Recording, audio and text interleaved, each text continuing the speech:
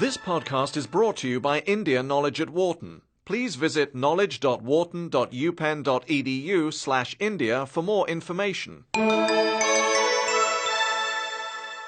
India Imagine was the theme of the 2008 Wharton India Economic Forum that was held in Philadelphia recently.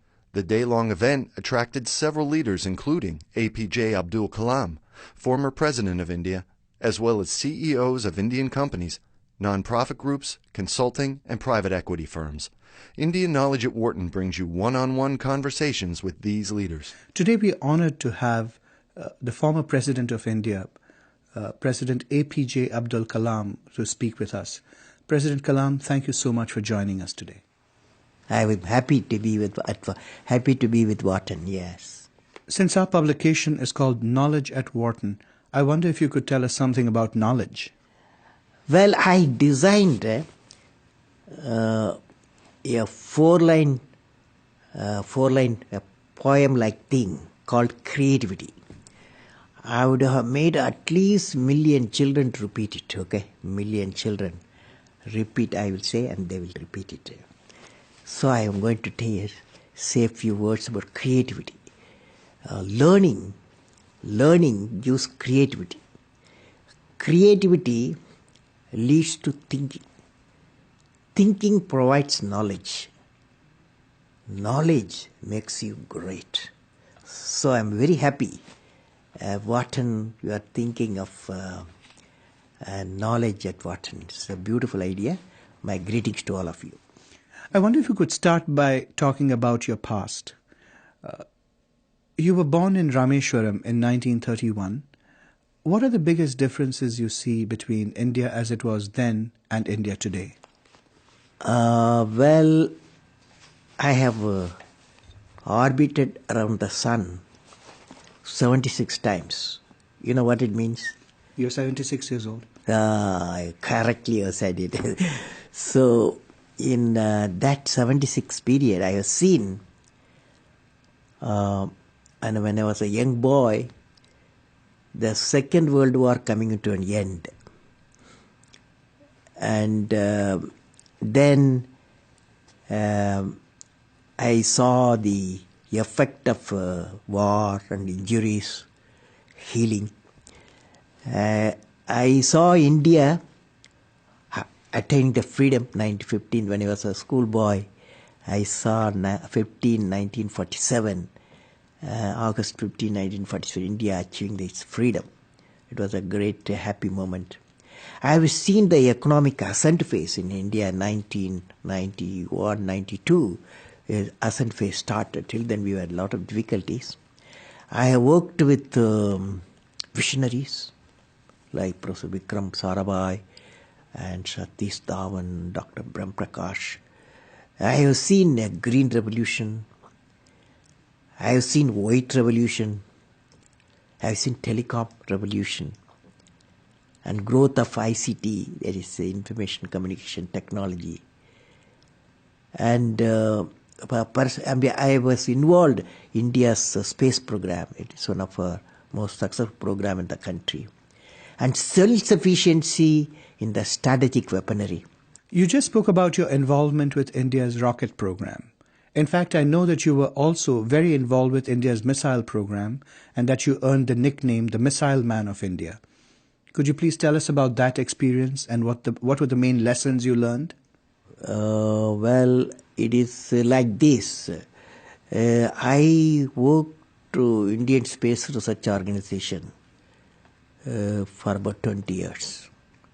There only we achieved putting a satellite in the orbit, building a four-stage rocket system. Then I took up the integrated guided missile program with my team.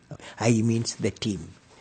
And youthful teams were fortunately were my team members. And they have worked together, and we have great value addition because the youth power and the program, particularly such a strategic missile program, succeeded. And the most important area is human resource development. So the program are in safe hands now.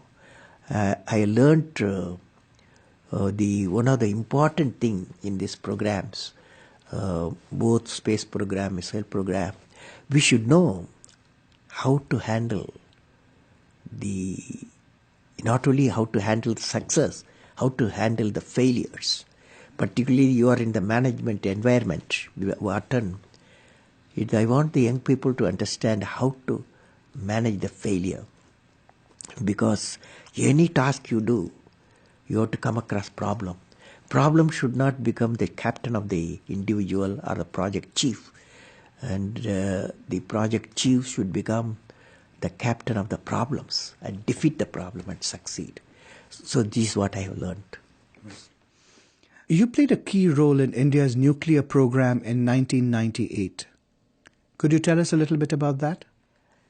Well, the main lesson I learned was how multiple technical teams and multiple departments of government of India could work together with the industrial partnership.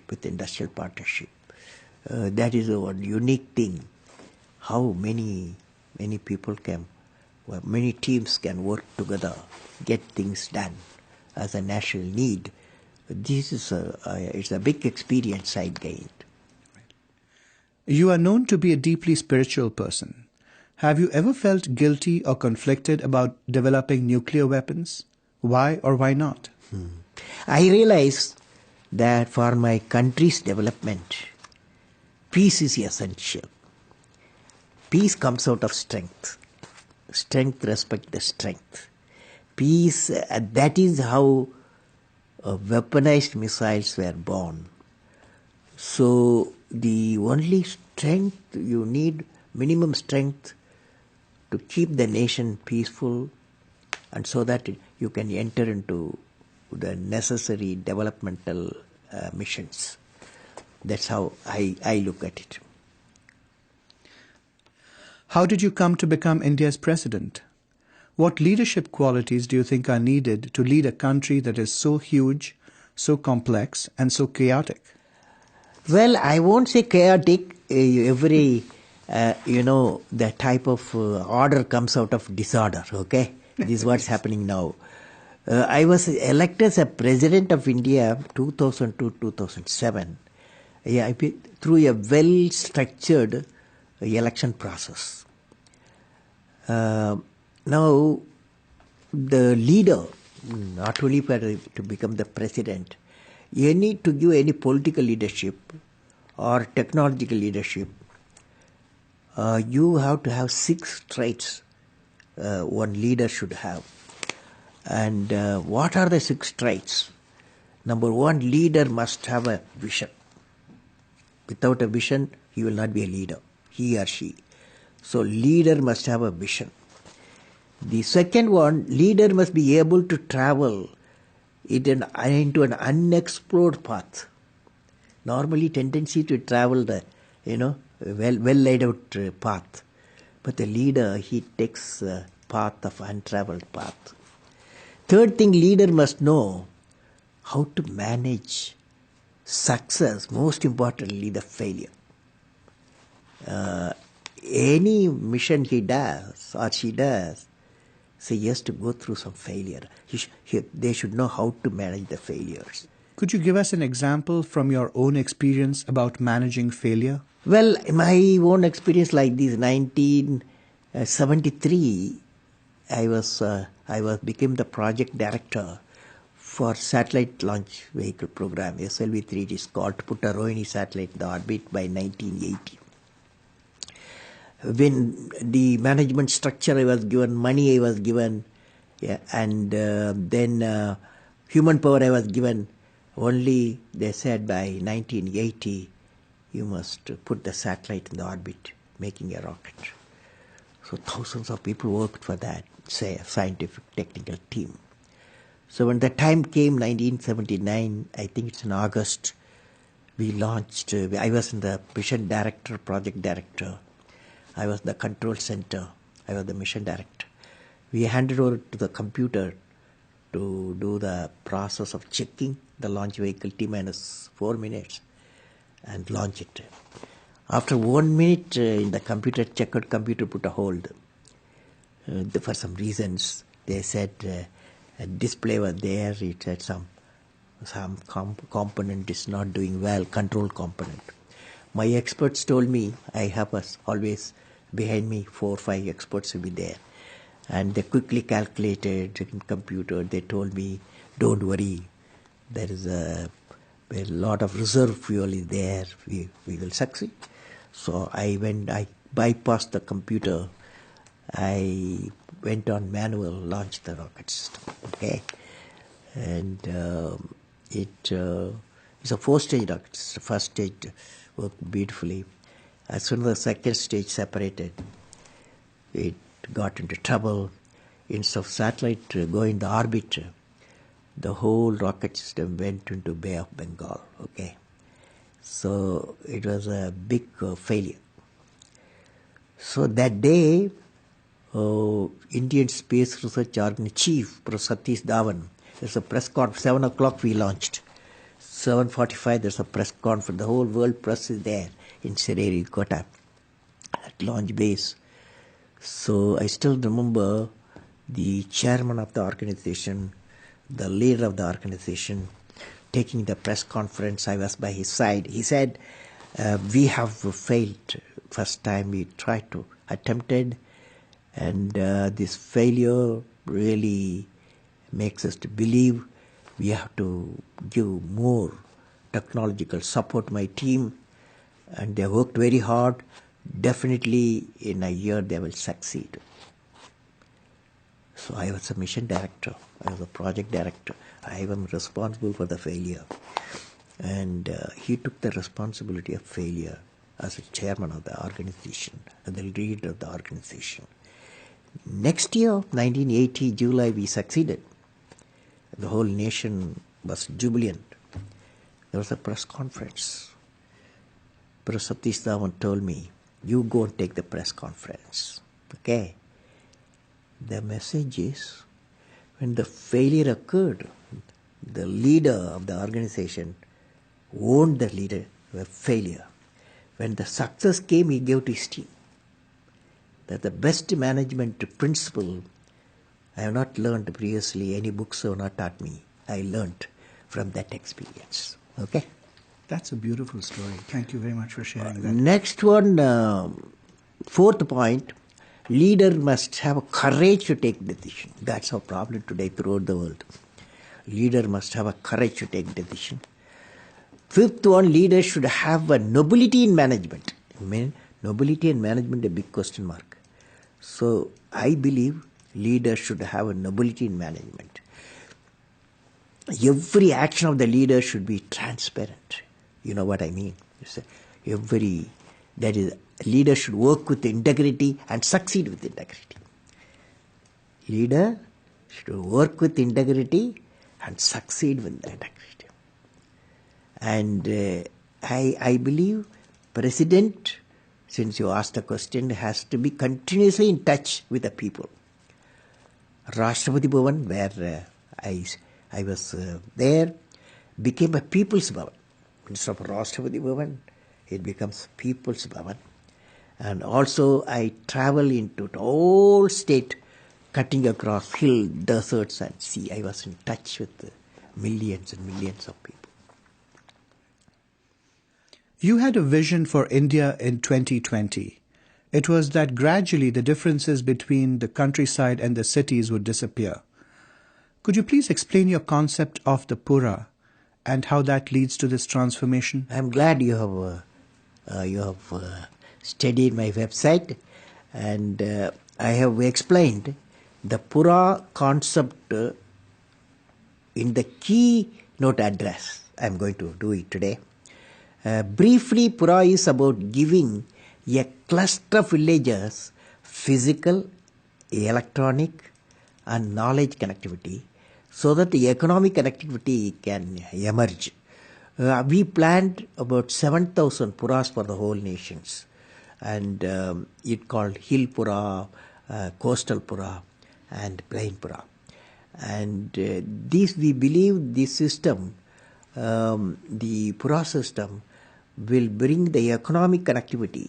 That means employment generation potential increases. And I believe through Pura we are saying, and employment generation capacity, empowering the people for employment, is indeed very vital in the rural environment so that prosperity will emerge. You have spoken about the need for India to become energy independent by the year 2030. How would that happen?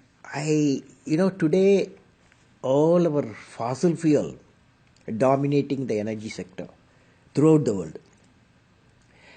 The World Energy Forum predicts another 5 to 8 decades the fossil fuel will vanish because it is not renewable. So I have given to my country what is called energy independence. It's a three-dimensional approach. Number one, you go for solar power. Now solar power with solar cell efficiency today 15-20% is not economical. So I have suggested we should go for a CNT, carbon nanotube composite combination. That efficiency will go up, the solar cell efficiency will go up in the CNT background to 45 to 55%. Many of the research institutions are busy. In 3 to 5 years' time is going to come. So first is solar power source. Second is in nuclear power. Since we have got a abundant thorium-based nuclear reactors, definitely is one of the clean solution for the second area. Third area, the biofuel. Biofuel, one is ethanol route, another is biodiesel, jetafar route. This combination, all the three, definitely will give a freedom from the fossil fuel, and also it going to have an environment, clean environment, because by fossil fuel the cars what you drive here in Wharton, what you drive in Philadelphia, what we drive in India, what we drive in New York, what we drive in London, all 30 billion tons of carbon dioxide we are pumping. So to come out of that, energy independence. Technology plays an important role in your vision for India's future. How do social grids help make India a developed country? So what I believe is called societal grid. Societal grid has got three grids. One is Pura grid, and the another is e-governance grid, another is health grid. The idea is that knowledge grid empowers the village citizens with skill and knowledge. Health grid brings the super specialty health care available in the city to the doorstep of the rural citizens. E-governance grid, another grid is called e-governance grid, brings transparent governance. Is very important, but transparent governance to the citizen. And also all these four grids, the economic, it will lead to economic growth and societal transformation, because communication in all areas are available. During your years as India's president, what was the biggest leadership challenge you faced, and how did you overcome it? Well, first time I had to return what is called Office of Profit Bill to the Parliament. For the reason I felt there was no transparent system of determining a post as an Office of Profit or not. So that is a major decision, because nobody, it's first time I happened to study that. I have to return it to the Parliament for reconsideration. It created its own dynamics in my country, but I felt I had done the right thing there. If you could rewind and replay the years of your presidency, is there anything that you would do differently? Is there anything that you would have liked to do that you weren't able to? Yeah, last year I came up with the idea after finishing my 4 years term, or 5th year term starting at that time, I felt I must completely power the Rashtrapati Bhavan with solar power. And for that, a big proposal also emerged. And but then it created a lot of environmental questions. Rashtrapati Bhavan is a very clean environment with a lot of trees, flowers, and biodiversity centers. So the environmental people, they raised a lot of questions. Before I answered, my term was over. So that's one of the requirements, that is Rashtrapati Bhavan should be a first home in the country electrified by solar power. One last question. You are a gifted poet. Could you please recite some lines of your favorite poem for us? I remember the favorite poem is The Vision. The Vision. I recited this poem in my parliament. So I will share with you. The poem goes like that. The name is The Vision. I climbed and climbed. Where is the peak, my lord? I climbed and climbed. Where is the peak, my lord? I plowed and plowed. Where is the knowledge treasure, my lord? I plowed and plowed. Where is the knowledge treasure, my lord? I sailed and sailed. Where is the island of peace, my lord? I sailed and sailed. Where is the island of peace, my lord? Almighty, bless my nation with vision and sweat resulting into happiness. Thank you very much. It's been an honor speaking with you. Thank you for all the beautiful questions. My greetings to Wharton. For more information, please visit knowledge.wharton.upenn.edu/India.